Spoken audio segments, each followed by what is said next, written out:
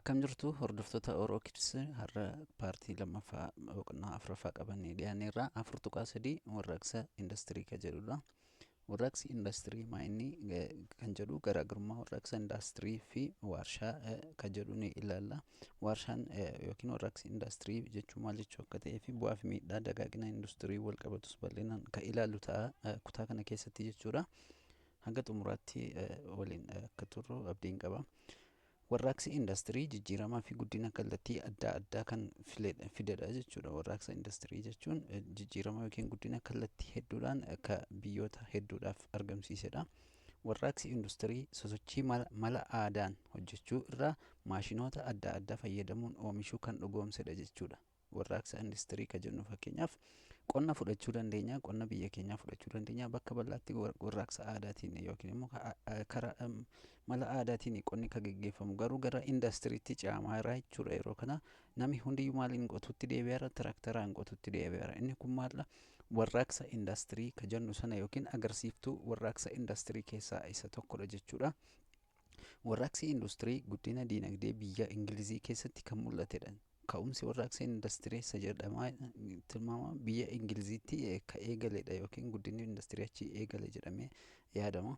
Haaluma kanaan warraaqsi indastirii yeroo jalqabaaf biyyuma Ingiliziitti eegaluu danda'eera jechuudha. Yeroo jalqabaatii fi bara 1750 moota keessa biyyi Ingilizii maashinoota fayyadamuun waarshaalee adda addaa keessatti oomisha garaagaraa baay'inaan oomishuu jalqabde jechuudha.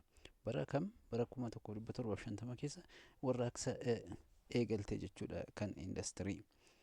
Warraaqsi indastirii oomisha waarshaalee sadarkaa ol aanaan akka guddatu taasisuun kallattii hundaan jijjiirama fidee jira jechuudha. Biyyoota hedduu keessatti dagaagina waa hedduu yookiin misooma hedduu fideetu jira. Bifuma kanaan waarshaaleen saffisaan babal'atan jijjiirama diinagdee, siyaasaa fi hawaasummaa fiduun addunyaan teekinooloojiin akka dagaagu godhee jira jechuudha. Addunyaan keenya maaliin akka dagaagu taasisee jira? Teekinooloojiidhaa fi hawaasummaadhaan bal'inaan akka dagaagu taasiseeti jira jechuudha. Adeemsaan warraaqsichi gara biyyoota Awurooppaa adda addaa fi Ameerikaa kaabaatti bal'achuu danda'eera jechuudha.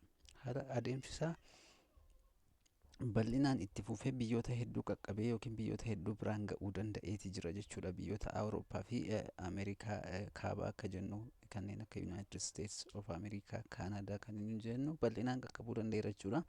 Warraaqsi indastirii biyya Ingilizii keessatti akka eegaluuf haalota mijataa turan keessaa kanneen asii gadi muraasa ilaaluutti dandeenya jechuudha. Inni jalqaba albuuda cilee dhagaa fi oomisha sibiilaa gahaa jiraachuu. Biyya Ingilizii keessatti albuudni cilee dhagaa bal'inaan jiraachuu fi oomishi sibiilaa gahaan jiraachuun isa ijoo ture. Inni adda biraan galaanaan marfamuu biyya sanaa jechuudha. Biyyi sun bal'inaan galaanaan marfamte waan jirtuuf misooma yookiin immoo industirii sanaaf bu'aa ta'eetu jira. Sababiin isaas buufatan doonii hedduu akka argattu yookiin akka qabaattu taasisee jira jechuudha. Wantoota gurguruu barbaaddu bifa salphaadhaan gara barbaadetti geessuuf mijataa waan tureef jechuudha. Laggeen geejjibaaf mijataa ta'an qabaachuu, laggeen isheen qabdus imalsiisuuf yookiin geejjibsiisuudhaaf wanti isheen oomishte geejjibsiisuudhaaf mijatoo turanii jechuudha. Yeroo sanatti mootummaa bulchiinsa gaarii qabuu fi siyaasni tasgabbii qabu jiraachuu. Inni kunis mootummaa sirnaan biyya sana geggeessu yookiin immoo haqaan sirna kan sana geggeessu biyyi sun tasgabbii gaarii akka qabaattuu fi misoomatti yookiin indastiriin sirnaan akka guddattu taasisuu keessatti qooda mataasaa ba'ateetii jira jechuudha. Inni adda biraan bulchiinsa fooyya'insa diinagdee jajjabeessuu fi qo'annoo fi qorannoo saayinsawaa irratti xiyyeeffatu qabaachuu. Inni kunis warraaqsa diinagdee biyya Ingilizii keessatti isa bu'aa cimaa buusedha jechuudha. Mootummaan yookiin qaamni yeroo sanatti aangoo qabatee jiru qo'annaa fi qorannaa saayinsawaa irratti akka xiyyeeffatamu haala mijeessuun isaa jechuudha. Humna waraanaa nageenya galaanaa eeganii fi hojii daldalaatiif kallattii hundaan eegumsa cimaa godhu qabaachuu fa'i jechuudha. Dabalataan nageenya biyyattii waaraan mirkaneessuufis immoo humni waraanaa galaanarraa ga'ee isaanii sirnaan akka ba'atan gochuu keessatti bulchiinsi yeroo sana ture waan gaarii tokko dalagaati ture jechuudha. Akkasumas hojii industirii isaanii yookiin oomisha industirii isaanii haala gaarii ta'een gara barbaadanitti geejjibsiisuuf isaaniif mijataa ture jechuudha. Warraaqsi industirii sadarkaalee gurguddoo lama qaba jennee ilaaluuti dandeenya. Isaanis sadarkaa maaliitti gabaabinaan yoo kan ilaallu ta'e sadarkaa jalqabaa bara 1750 hanga bara 1870 keessa kan ture yoo ta'u kalaqaa fi argannoo ogummaa adda addaan kan beekamedha jechuudha. Warraaqsi sadarkaa jalqabaa kun argannoowwan hedduun beekamtii kan qabaatee ture jechuudha bara kana keessa ka ture. Innis maal argannoowwan akkamiiti? Maashinoota sassalphaa humna hurkaatiin hojjetan uumamuu danda'aniiru yookiin kalaqamuu danda'aniiru jechuudha baroota kana keessatti yookiin sadarkaa jalqabaa isa jenne keessatti jechuudha. Inni adda biraan cileen dhagaa sibiila baqsuutti fayyadamaa turame jechuudha. Cilee dhagaa maal gochuu danda'u? Sibiila baqsuu danda'utti fayyadamamaa turame jechuudha. Akkasumas dagaagina geejjibaa kan akka baaburaa, konkolaataa, dooniiwwanii humna harkaan socho'an bara itti hojjetaman jechuudha. Maaltu hojjetaman jechuudha?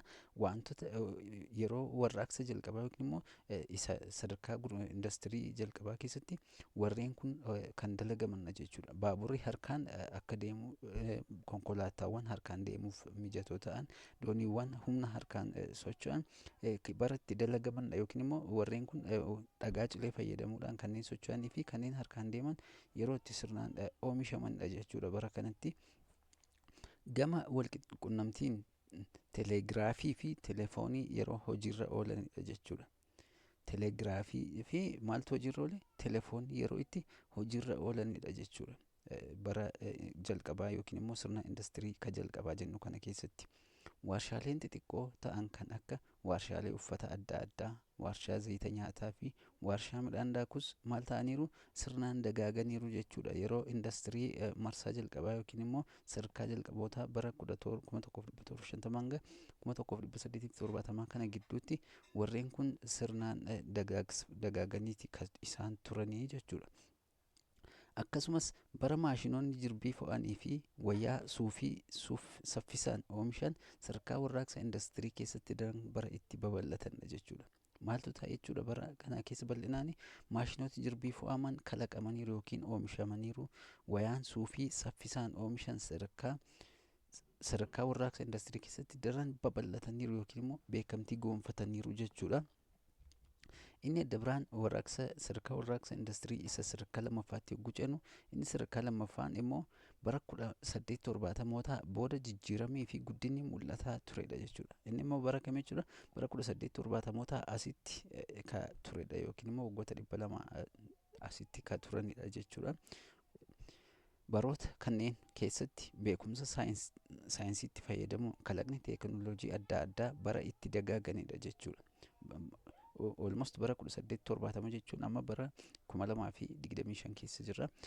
2000 kaasee waggaa 130 waggaa 155 naannaa kana asitti jechuudha. Baroota kanneen keessatti beekumsi saayinsiitti fayyadamu kalaqni teekinooloojii adda addaa sirnaan dagaagaa dhufe jechuudha. Isaan keessaa kanneen akka annisaa elektirikii, boba'aa adda addaa, humna atoomikii fi soolaariitti fayyadamuun annisaa elektirikii maddisiisuun bara itti sirnaan jalqabamedha jechuudha. Maaltu jalqabe? Annisaa elektirikii, boba'aa adda addaa oomishuu, atoomikii fi soolaariitti fayyadamuun elektirika maddisiisuun bara itti sirnaan jalqabamedha jechuudha barooti kun. Humnoota adda addaa kanneen fayyadamuun oomishtummaan warshaalee daran fooyya'eera jechuudha. Teekinooloojiiwwan kanneen kalaqaman kanatti fayyadamuun maaltu babal'ataa dhufe? Oomishi babal'ataa dhufe, tajaajila kennuus babal'ataa dhufe, uummatis faayidaa inni argatu baay'ee dabalaatii dhufe jechuudha. Gama biraatiin dagaaginni qorannoo hawaa sadarkaa ol aanaatti guddachuu danda'eera jechuudha. Qorannoo hawaaf biyyooti adda addaa wal dorgomuu jalqabanii kanneen akka biyyoota Raashiyaa fudhachuu dandeenya, biyyoota Ameerikaa fudhachuu dandeenya, Indiyaa fudhachuu dandeenya. Maalirratti wal dorgomuu jalqabanii? Qorannoo hawaa irratti wal dorgomuu bara itti jalqabamedha jechuudha. Inni warraaqsa industirii isa lammaffaa nuti jennu yookiin 1870 asitti ka ture kuni. Bifuma kanaan saatalaayitoota gara hawaatti erguun qorannoo haaraa geggeessuun bara addunyaa irratti mul'ate jechuudha. Maal gochuutu itti fufe jechuudha? Saatalaayitiiwwan adda addaa gara hawaatti yookiin samiitti erguutu eegalame jechuudha. Saatalaayitiiwwan qorannoo adda addaaf oolan gara samiitti hawaatti yerootti ergamaatii turanidha jechuudha. Teekinooloojiin odeeffannoo walqunnamtii daran ammayyoomuun hariiroo hawaasaa addunyaa walitti fiduu danda'eera jechuudha. Teekinooloojiin qunnamtii kanneen nuti jennu bal'inaan hawaasa addunyaa walitti fiduu baroota itti danda'anidha jechuudha. Warraaqsi industirii inni sadarkaa lammaffaa kun. Akkasumas warshaalee sadarkaa olaanoo fi warshaalee gurguddoo maashinoota adda addaa oomishan bara itti kalaqamanidha jechuudha. sadarkaa olaanaatti wantooti tajaajila nuuf kennuu danda'an bara itti bal'inaan oomishamanidha jechuudha. Warshaaleen hedduun yookiin immoo kalaqi hedduun bara itti uumamaa dhufedha yookiin babal'ataa dhufedha jechuudha.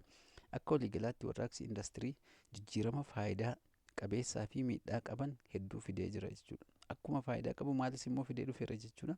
Miidhaa kan qabus ni jira jechuudha yookiin immoo saayid effeekti kan jennu ka fidees ni jira jechuudha.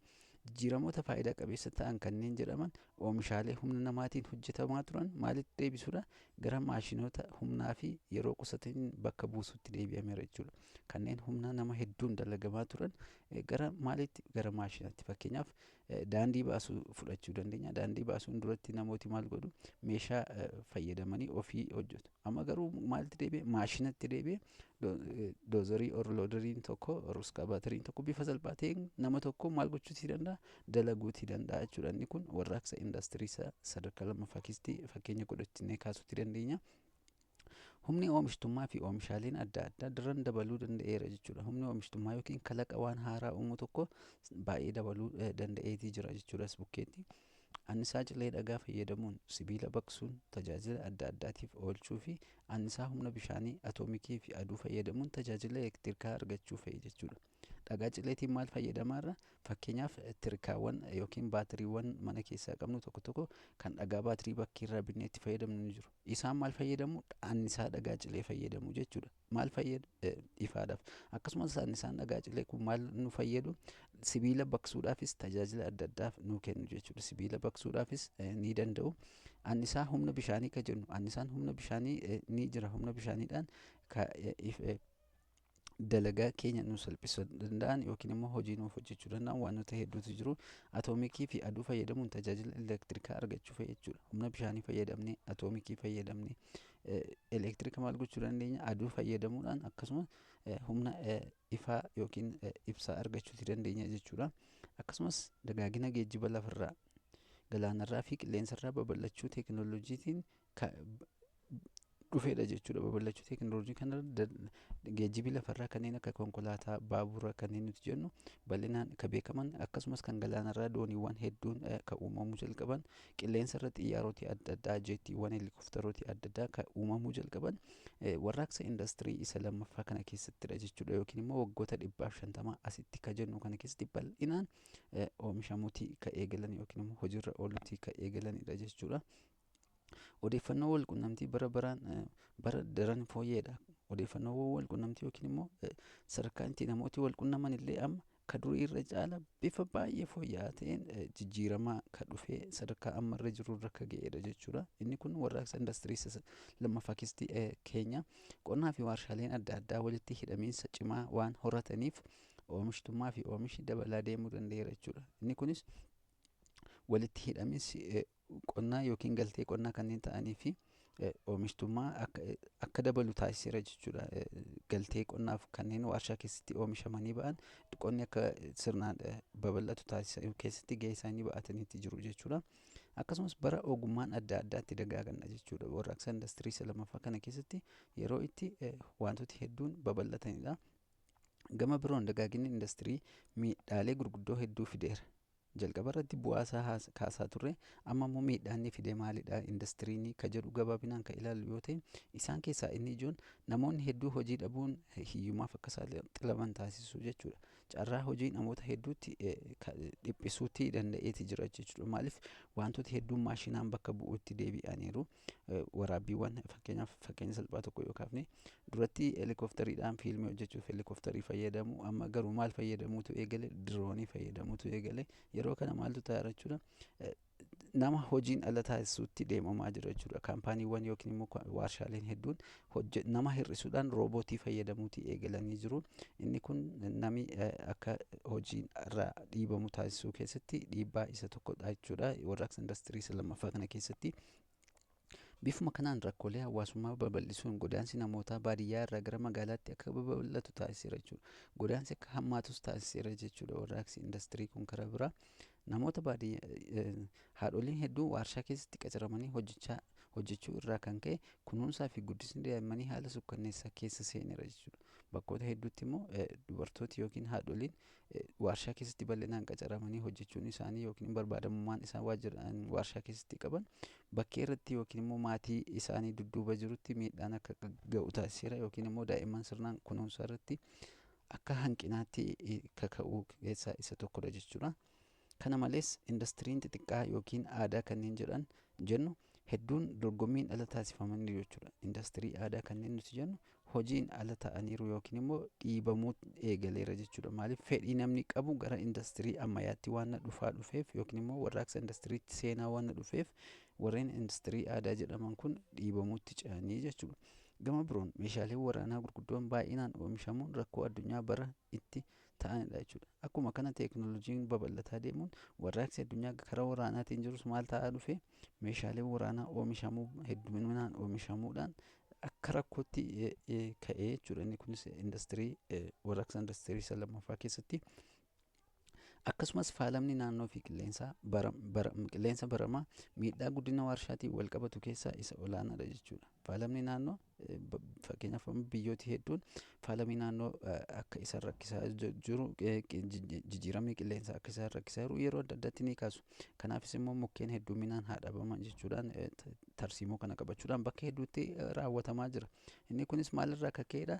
Warshaaleen aara adda addaa yookiin immoo gaasiiwwan wantoota summaa'oo hedduu gara bakkeetti waan baasaa deemaniif jijjiiramni qilleensaa akka dhufu waan taasiseef yookiin faalamni qilleensaa akka dhufu waan taasiseef inni kunis dhiibbaa karaa warshaalee yookiin immoo karaa indastirii jiru isa adda biraadha jechuudha.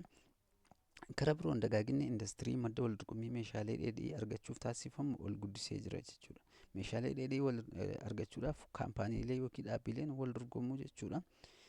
Akkasumas babal'inni indastirii madda wal dorgommii gabaa meeshaalee dhumataa warshaalee adda addaa oomishamaniif barbaadu addunyaa irratti daran ol guddiseera jechuudha.